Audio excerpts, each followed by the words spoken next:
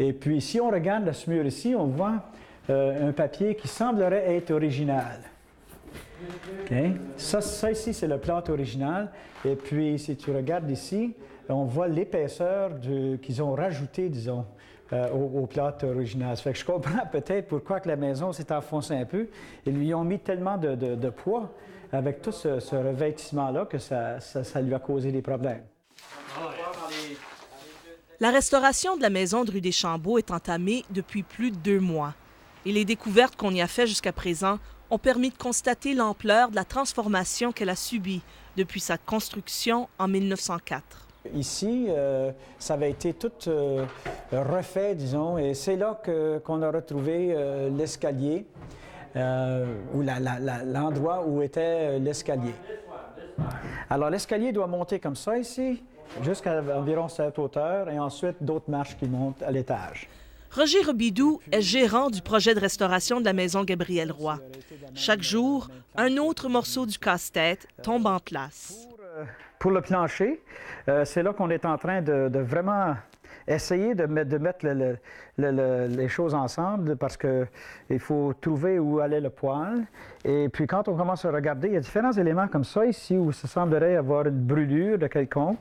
Chaque détail est d'une importance capitale si on veut que cette maison, immortalisée par l'auteur franco-manitobaine, retrouve sa splendeur d'autrefois.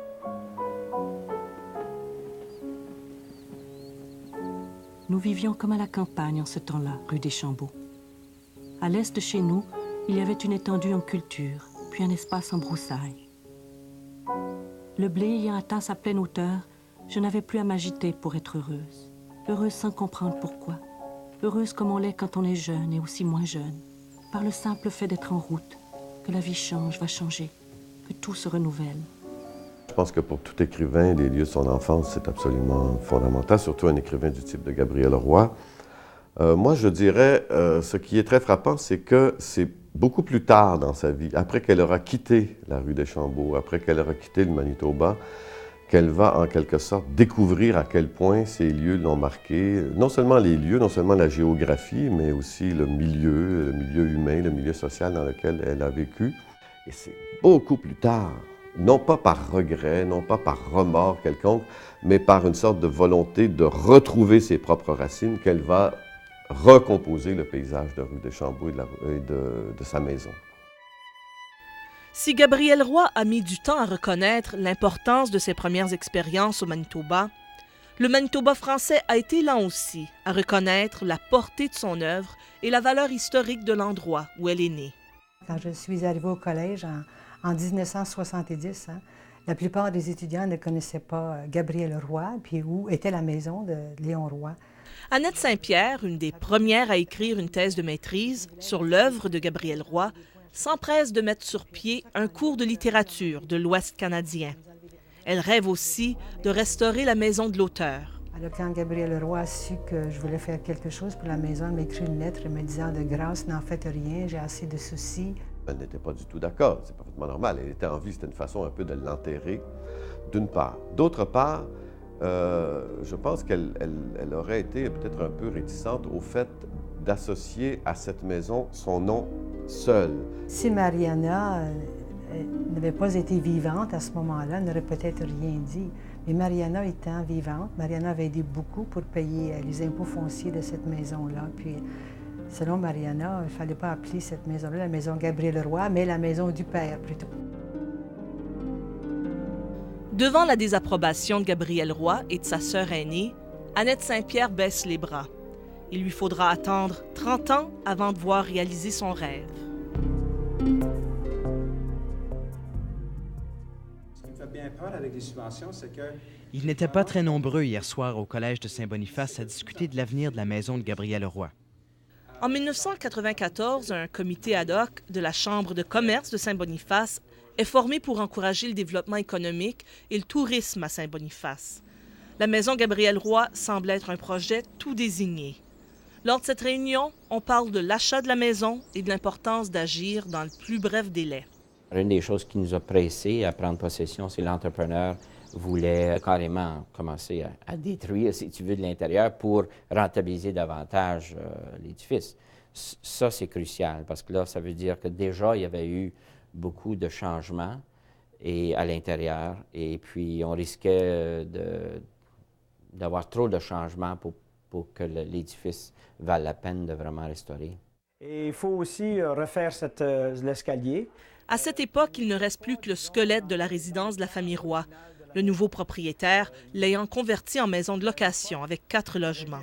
Ça, cette porte sera enlevée. C'était tout simplement pour accéder à l'appartement ici qu'il y avait au 2e étage. Ce n'est pas la première fois qu'on s'intéresse à la bâtisse. À la fin des années 70, la Société historique de Saint-Boniface se cherche de nouveaux locaux. La maison Gabriel-Roy semble être un lieu de prédilection. Il y avait des démarches qui avaient été faites. Il y avait aussi une étude qui avait été faite sur le bâtiment pour voir en quelles conditions il était. Mais ça s'est avéré, d'un côté, que ça demanderait quand même beaucoup de travaux pour que ça puisse héberger une société comme la Société historique. Ça demandait des espaces où les planchers étaient suffisamment solides pour soutenir le poids. Ici, ça représentait une dépense assez grande pour un organisme qui, à cette époque-là, n'avait pas de bien grand budget. Alors, ça a été abandonné comme projet. C'est maintenant la propriété de M. Marcien Aymon. Restaurer une maison historique, ça coûte cher et représente un travail d'arrache-pied. Marcien Aymon s'en rend compte en 1981 quand il achète la maison de rue des Chambeaux. Elle est en bien mauvais état. Il investit 60 000 $ pour la retaper. Il y avait 2 pieds d'eau dans la cave. Et puis ça faisait 2-3 ans que c'était comme ça. Alors tout était à l'abandon. Sur cette vidéo, tournée par le célèbre animateur de télévision, Henri Bergeron, on aperçoit les premiers travaux de Marcien Aymon. La restauration de la galerie et des colonnes de la fameuse véranda. Il se donne cœur et âme au projet. Je vais jeter justement un petit coup d'œil sur les poteaux temporaires. Mais quelques années plus tard, quand vient le temps de vendre la maison, M. Aymon lance des appels à l'aide à la communauté. Personne ne répond. J'en fais un peu au groupe de franco-manitobains qui semblent ne pas montrer d'intérêt pour cette maison. Tandis qu'on voit des gens du Québec, de toutes les autres provinces, qui nous écrivent, qui nous téléphonent et qui viennent voir. Comment ça se fait que les gens du Québec s'intéressent aussi sérieusement à la maison de Gabriel-Roy? C'est par amour. Par amour, c'est beau. Seulement par amour. À l'époque où M. Aymon habite rue des Chambeaux, plus de 500 personnes visitent la maison Gabriel-Roy, surtout des Québécois. Je pense qu'à l'époque de M. Aymon, c'est qu'il n'existait pas cette perception-là que Saint-Boniface avait nécessairement du potentiel touristique. On ne pensait pas à ça. On pensait uniquement à la maison Gabriel-Roy comme une valeur historique, patrimoniale. Depuis, la communauté s'est dotée d'infrastructures pour faire avancer ce genre de projet. Il y a des gens, des autobus de gens de l'extérieur, soit du Québec ou de l'étranger, du Japon ou de la France, qui viennent ici, qui arrêtent sur la rue des Meuron, qui vont voir la maison à l'extérieur. Alors évidemment, il y a un potentiel, nous, on trouve économique, touristique incroyable. La corporation Riel veut appuyer la corporation Maison Gabriel-Roy. D'ici cet été, un bureau de tourisme ouvrira les portes dans l'ancien hôtel de ville de Saint-Boniface. Les gens pourront y obtenir des dépliants et découvrir différents circuits touristiques dans le quartier. La maison Gabriel-Roy est une des pièces maîtresses de cette nouvelle stratégie, mais plusieurs autres monuments historiques y figurent également. Étant donné la réputation internationale de Gabriel-Roy, ça c'est certain que ça va être un site privilégié pour ceux qui viennent visiter Saint-Boniface. On croit que de pouvoir attirer au moins autant de personnes que le musée de Saint-Boniface attire. Alors, c'est peut-être 11 à 15 000 personnes par année, et puis peut-être le chiffre pourrait s'accroître sur les années. Alors, c'est quand même assez impressionnant. Ça me fait beaucoup plaisir de vous remettre les clés de la maison Gabriel-Roy. Merci beaucoup. On est propriétaire. Bravo! En 1997, la nouvelle corporation Maison Gabriel-Roy prend possession du 375 rue des Chambeaux. Le coût de l'achat, 155 000 $, plus les intérêts, bien sûr. C'est beaucoup trop cher, mais l'erreur a été peut-être de mettre une plaque devant. Et puis, le propriétaire qui demeurait en face de la maison, qui voyait les autobus venir chaque été, savait que c'est une maison importante. Nous avons vraiment payé 35 000 $ de trop. Si vous l'aviez acheté de M. Aymon, elle vous aurait coûté moins cher, en tout cas? Ah oui. Oui, beaucoup moins cher. c'est évident. Sentez-vous Mais, qu'on a profité de la situation? Je pense que l'entrepreneur qui l'avait acheté était un habile entrepreneur qui savait faire de l'argent. Je veux dire, je ne peux pas blâmer cet individu-là du tout. Pour la corporation, pas question d'entamer la phase de restauration avant d'avoir payé l'hypothèque. Grâce à une intense campagne de levée de fonds et le revenu des 4 logements, on réussit l'impossible. En 3 ans, la dette est complètement effacée, et ça, sans un sou du gouvernement. Le gros coup a été là, quand il restait seulement 40 000 et puis la Société Saint-Jean-Baptiste de Montréal est venue à notre secours, qui a liquidé l'hypothèque. Gabrielle Roy, elle est manitobaine, mais lui aussi un petit peu québécoise. On se reconnaît, c'est un lien. Elle personnifie justement le lien qui existe entre le Québec francophone et le Manitoba francophone. Et j'ai dit, il faut qu'on soit partie prenante et qu'on le soit, pas de façon passagère, qu'on le soit là, comme des amis, des partenaires, des gens pour la longue durée. La Société Saint-Jean-Baptiste s'est engagée récemment à mener une campagne de souscription de 100 000 $ pour contribuer au projet de restauration. D'abord, Gabriel Roy est très bien connu dans l'Est. Hein. Son talent littéraire a été consacré là-bas. Ce n'est pas nous qui l'avons consacré, hein. C'est le Québec qui l'a aidé. Alors, puisqu'elle est mieux connue là-bas, je pense qu'elle était contente de faire ça.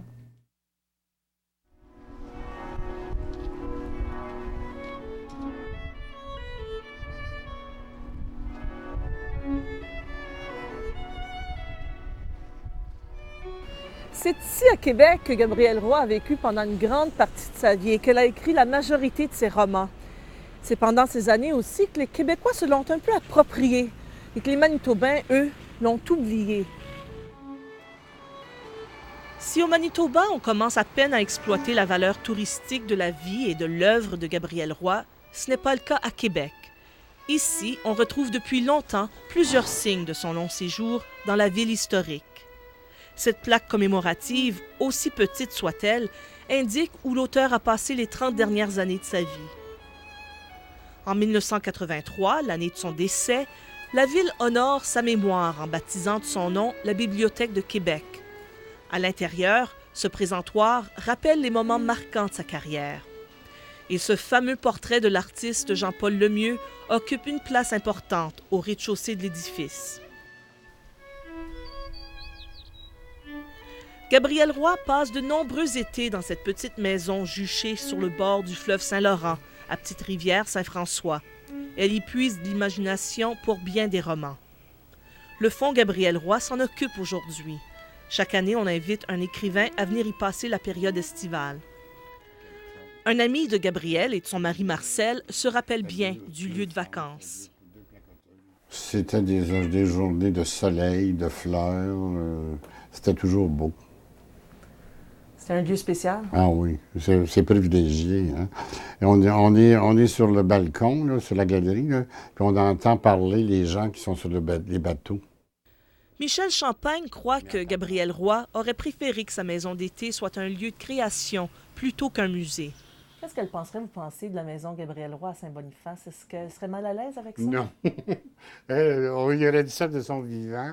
On aurait dit, voyons donc, c'est complètement ridicule, cette vieille baraque, cette vieille maison, ça n'a aucun intérêt. Mais dans le fond, je pense qu'elle sera contente. Elle sera fière. Elle est devenue, effectivement, elle-même, son œuvre et elle-même, une sorte de monument dans la culture canadienne, dans la culture manitobaine, dans la culture universelle. Alors, c'est sans doute normal de lui rendre hommage, en quelque sorte, en créant ce lieu qui va rappeler constamment sa présence.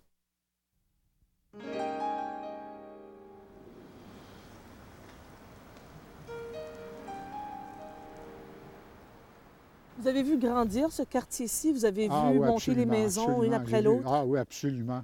J'ai vu où, quand c'était vide, il y avait seulement quelques maisons. Comme garçon, Maurice Prince connaît la famille Roy parce qu'il n'y a que ruelle qui sépare leurs 2 maisons. Il aperçoit souvent Gabrielle partir à pied pour l'école Provencher. Évidemment, vous voyez bien l'école Provencher d'ici, l'Académie Saint-Joseph. Absolument, absolument. Elle partait puis, soit par en avant ou ici, là, puis il y avait des places où vous pouviez traverser sans faire le tour. Dans la cour des gens. Exactement. C'est le début des années 30. Léon Roy, le père de Gabrielle, est décédé. Gabrielle, alors jeune institutrice, habite avec sa mère Mélina et sa sœur Clémence dans le grenier de la maison de rue des Chambeaux. Mélina a vendu la maison familiale en raison des dettes que lui a laissées son mari. Les nouveaux propriétaires, la famille Saint-Germain, lui louent le 3e étage. Madame Saint-Germain avait fait faire un mur ici. Maurice Prince, le jeune voisin de la cour arrière, épousera plus tard la fille cadette des Saint-Germain. Il viendra souvent faire un tour dans l'ancienne maison des Rois. Votre femme vous a souvent parlé de cette maison-ci. Elle vous a parlé de ça, Ah oui, autres? ma femme. Elle se souvient bien de ça? m'en a parlé. Elle m'avait dit qu'il y avait un dessin. Elle me disait que c'était plutôt comme une étoile, mais c'est vrai, c'est semblable. On se fie beaucoup aux écrits de la sœur de Gabrielle, Mariana, pour la restauration de la maison, plutôt que ceux de la romancière, qui a beaucoup idéalisé ses expériences d'enfance. Oui. Ah oui, c'était marié, ça, ensemble. Oui. Ça appartenait tout ensemble, ça.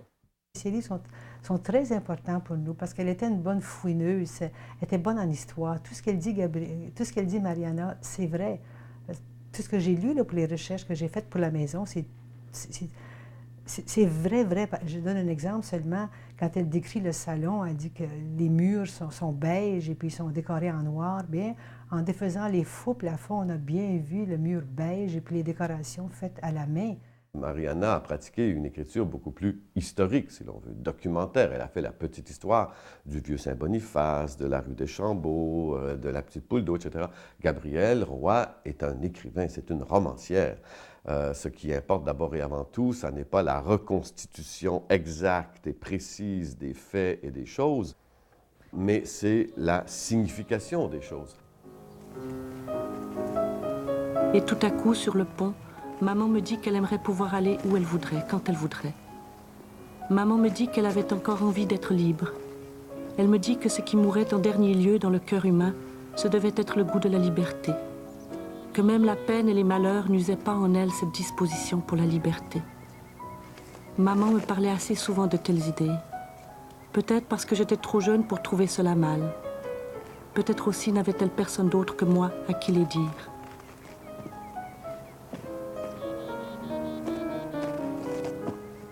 Elle a donné de la signification, elle a donné de la beauté, du sens à son expérience d'enfance dans rue des Chambeaux. Il y a une fissure tout le long du mur de l'ouest. Et aussi, quand on regarde vis-à-vis vers la fenêtre ici, que le mur a bombé. Une restauration historique ne serait pas complète sans une bonne dose de surprises, bonnes et moins bonnes. Ils ont peut-être fait une structure, une infrastructure en bois, toute une charpente. Ensuite, ils ont coulé le ciment. L'ingénieur conseillera de refaire à neuf la fondation.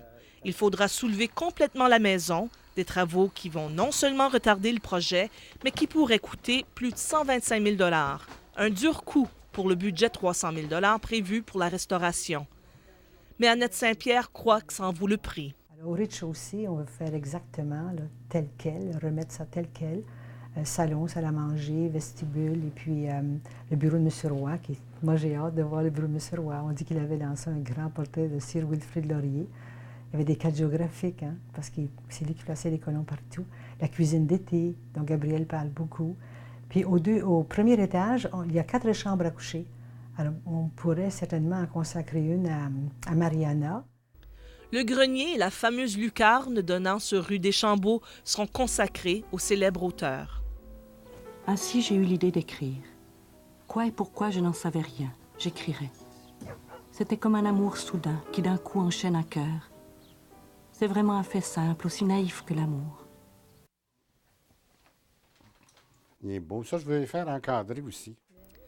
Michel Champagne a hérité de plusieurs objets qui appartenaient à la romancière. Celui-ci est d'une importance particulière. Machine à écrire. Oui, c'est la machine à écrire de Gabrielle Roy. Ça, c'est... Ça date Bonheur d'occasion. Ça, elle a écrit Bonheur d'occasion, puis c'est grand reportage.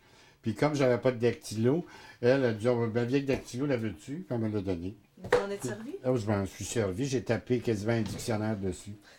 Depuis, M. Champagne l'a fait réparer et maintenant veut en faire don à la maison Gabrielle Roy, où, dit-il, elle sera plus utile. Il me demande si je peux la porter à Saint-Boniface et la remettre à Annette Saint-Pierre en personne. J'accepte volontiers. Parce que j'ai quelque chose à vous donner. C'est quoi? Oh, vous allez voir. Tu peux la machine à écrire de Gabriel? Oui. C'est pas vrai. C'est pas vrai. Oui. Oh, tu l'as apporté de là-bas. Ben oui. Oh là là. Un voyage spécial. Pour une livraison spéciale. Oh, mon Dieu, que c'est gentil. Quoi, qu'est-ce que c'est, là? Tourne-nous, là. Ça, c'est une surprise, hein? Oh non! C'est pas vrai, Royal. Tu peux pas le croire. Merci, merci. Tu sais, il me l'avait promis, la machine, mais je doutais toujours, hein, parce que c'est un gros... Il se défait de quelque chose, hein, parce qu'il aime tellement Gabriel Leroy, lui. Il aime tellement Gabriel, hein. Tu t'en es rendu compte, hein? Absolument. Oui. Il n'est pas le seul à l'aimer. Annette Saint-Pierre est passionnée, elle aussi, par celle qui a immortalisé Rue des Chambeaux et les plaines manitobaines. Elle l'a connue, et ce qu'elle désire le plus aujourd'hui, c'est que tout le monde puisse la connaître et l'apprécier autant qu'elle. La restauration de la maison Gabriel Roy est inestimable dans la réalisation de ce rêve qui a germé il y a plus d'une 30aine d'années.